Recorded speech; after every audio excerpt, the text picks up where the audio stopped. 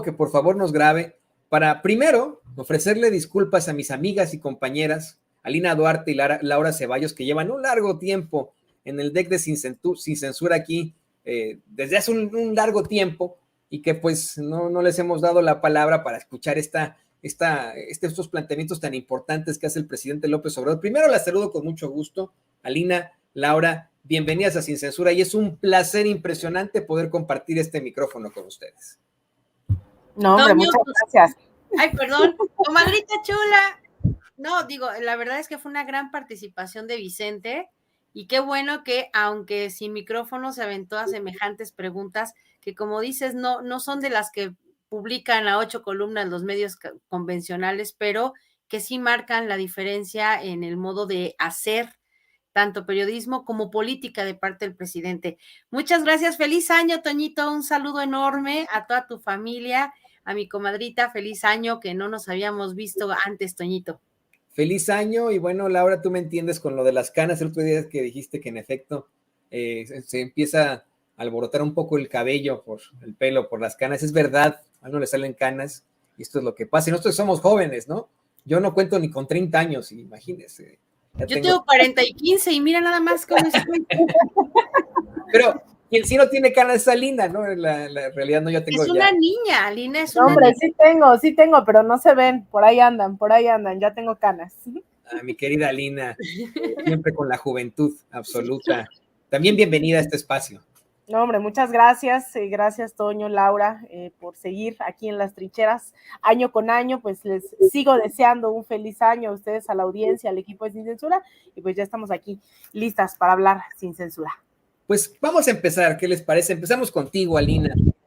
Hace algunas horas el presidente de Brasil, Luis Ignacio Lula da Silva, firmó un decreto para que el gobierno federal asuma las competencias de seguridad, esto según información de Europa Press y de Associated Press, en el Distrito Federal de Brasilia, después de este asalto pues de seguidores de Bolsonaro en varias sedes del Congreso, así como el Palacio Presidencial, el Palacio de Planalto y el Tribunal Supremo Federal, las principales instituciones políticas y judiciales del país. Eso ocurre ayer, una situación que fue, pues vamos, rechazada por la mayoría de los líderes del mundo, los que hoy se encuentran, por ejemplo, ahí en la Ciudad de México, en la cumbre de líderes de América del Norte, ellos también lo rechazaron. Y bueno, aquí hay que ser muy, muy claros con lo que está ocurriendo a nivel internacional. Algo que tú nos has advertido, Alina, el despertar de estas fuerzas ultraconservadoras fascistas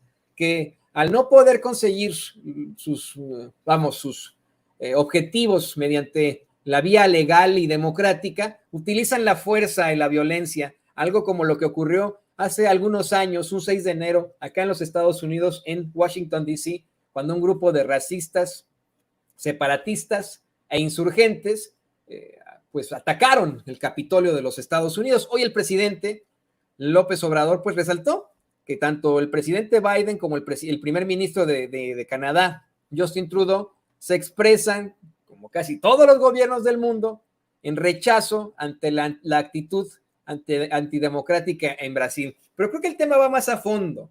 Si bien es cierto, Bolsonaro no era del gusto de esta administración de Estados Unidos, pues sí fue del gusto de la administración de Donald Trump. No nos hagamos, ¿no? ¿Qué nos puedes decir de esto, querida Lina? Pues mira, efectivamente yo creo que hay muchas aristas de lo que vimos el día de ayer en Brasil, algo que ya hemos venido advirtiendo y que decíamos que no es suficiente nunca, en ningún proceso no basta con ganar por la vía de las urnas, hay que dar una disputa ideológica, política, mantenerse en las calles. De hecho, la reacción inmediata, y lo cual celebro en Brasil, es que hoy a las 6 de la tarde, hora de allá, ¿no? Es decir, allá nos adelantan 3 horas, a las 6 de la tarde, hora de Brasilia, de Sao Paulo, van a estarse movilizando. Han llamado los movimientos sociales, el Partido de los Trabajadores, a salir a las calles en defensa inmediata del gobierno democráticamente electo de Lula da Silva. Lo que vimos el día de ayer fue brutal, y miren, hoy también también va a haber una movilización aquí en la Ciudad de México. Quienes estén aquí, nos vemos evidentemente a las 5 de la tarde en el Centro Cultural Brasil México, ahí en Polanco. Vamos a estar haciendo una pequeña manifestación, seamos 10, seamos 15 personas, ahí a las 5 de la tarde en el Centro Cultural Brasil México. Es que espero que también nos puedan acompañar, porque yo creo que la respuesta tiene que ser contundente a nivel internacional. No basta con los tweets de nuestros presidentes, de nuestros mandatarios. Hace falta movilizarse, salir a las calles en defensa de este proceso que ha costado mucho. No solamente fue lo que ocurrió en las urnas el año pasado ya en Brasil, no solamente fue esta victoria con muy poco porcentaje en realidad, si no ha sido una batalla que comenzó, ¿no? Lamentablemente después de un golpe de estado a Dilma Rousseff, después vino el encarcelamiento a Lula da Silva, ha habido una persecución, estigmatización de los movimientos sociales, de los miembros del Partido de los Trabajadores, incluso, bien, hoy me puse una playera justo de Marielle Franco, aquí la podrán ver. Marielle Franco fue una mujer activista, diputada negra que fue asesinada por el bolsonarismo, lesbiana, ¿no? Hoy su hermana, Ana, si no mal recuerdo, Franco, es quien va a ocupar el Ministerio de Igualdad Racial. Entonces, es una lucha en realidad histórica, ¿no? Que se ha venido dando durante muchos años, más allá de las luchas, obviamente, sindicales, de movimientos sociales en la década de los 80s, 90s, cuando se conforma el Partido de los Trabajadores, cuando Lula asciende como un líder sindicalista. Más allá de todo eso, la verdadera victoria que vimos hace unos meses, unas semanas, fue la lucha de estos movimientos, de estos sectores históricamente excluidos, el que Lula lograra nuevamente llegar a la presidencia después de haber sido criminalizado, puesto en la cárcel, que le hubiesen quitado y querido quitar sus derechos políticos, habla de lo mucho que sigue costando mantener ese gobierno.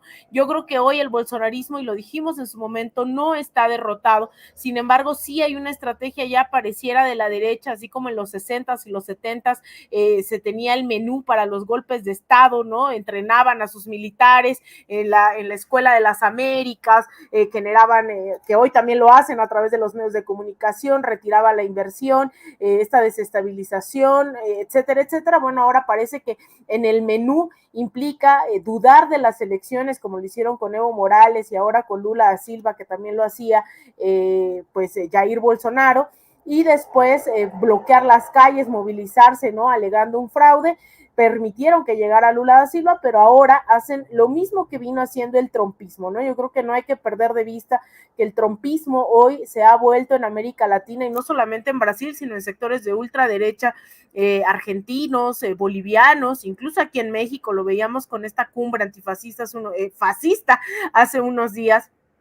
Vemos que este trumpismo se vuelve ese eje de acción, ¿no? Dudaron también de la elección de Biden, y yo no creo que Biden estuviera muy feliz tuiteando, Toño, Laura. Yo creo que lo hizo justamente porque les tocó en carne propia vivir lo mismo que vivió el día de ayer Lula da Silva, cuando, bueno, aquí Lula ya había asumido, pero en ese momento Biden no lo había hecho, todavía era el candidato electo, y ese 6 de enero tomaron el Congreso vestidos exactamente igual que como los bolsonaristas el día de ayer, irrumpieron no solamente ayer en el Congreso, sino en la Suprema Corte, en el Palacio de Planalto, ¿no? Que es como su palacio nacional, haciendo pues destrozos. Lo único bueno que puedo decir que ocurrió es que no solo evidenció quiénes son los antidemocráticos, sino además también Lula da Silva ya detuvo a más de 300 personas, ¿no? Es decir, ya se actuó conforme a la ley. Son personas que cometieron delitos, ¿no? Eso es más que evidente, y que quienes alegan que el gobierno de Lula da Silva es antidemocrático y demás, pues ahí vemos quiénes realmente eran los antidemocráticos. Ahí parecen, miren, como hormigas subiendo ahí al Palacio de Planalto, decían que había muy poca seguridad. Creo que eso también deja la lección de que se subestima nuevamente a la derecha. Dijo Lula da Silva en este discurso el día de ayer que también iba a investigar quiénes habían financiado, porque ya hay ciertas investigaciones que llevarían a dar con Florida, ¿no? Que es en donde está Jair Bolsonaro, que hace unos minutos, tengo que confirmarlo antes de dar fake news, pero había varias notas ahí que se movían diciendo que estaba en el hospital Jair Bolsonaro, alegando fuertes dolores de estómago. Vamos a ver si esto es verdad o qué más, qué otra información se tiene, pero estas movilizaciones al parecer tendrían financiamiento y se habrían orquestado desde Florida, en donde se encuentra Jair Bolsonaro, donde donde se encuentra la ultraderecha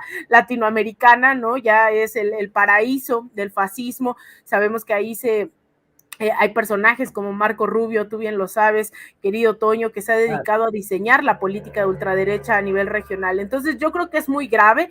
Lo único que sí puedo decir es que yo creo que esto se tiene que responder con solidaridad, con movilización, con organización. Yo voy a estar muy feliz, espero que las marchas de hoy en Brasil sean multitudinarias, porque cierro con esto, le decía hace rato a unos compañeros mexicanos, ¿no? Yo decía, ¿qué les voy a contar a muchos mexicanos y mexicanas cómo se derrotan los golpes blandos, cómo se derrota el lawfare, cuando en realidad aquí en México se derrotó también un intento de lawfare, ¿no? Que fue de los primeros en la región, que fue el intento de desafuero de Andrés Manuel López Obrador. La gente inmediatamente salió a las calles, hizo un plantón, se movilizó. Es decir, creo que ya hay, así como hay estas fórmulas de cómo hacer un golpe blando, creo que también tenemos algunas herramientas para saber cómo derrotarlo. Así que bueno, yo insistiré en que quien pueda nos podamos ver el día de hoy ahí en el Centro Cultural Brasil-México, en esta movilización de solidaridad desde México hacia el pueblo brasileño, hacia el gobierno democráticamente electo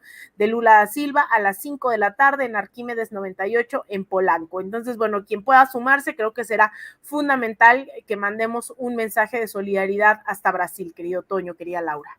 Y todos van a ser bienvenidos ahí a esa manifestación. Yo te confirmo, Alina, en efecto, la agencia Reuters cita a la cadena Globo en que, en efecto, el expresidente de Brasil, Jair Bolsonaro, fue hospitalizado en Orlando, Florida, por un dolor abdominal. Recordemos que lo acuchillaron en las elecciones algún tiempo a Jair Bolsonaro.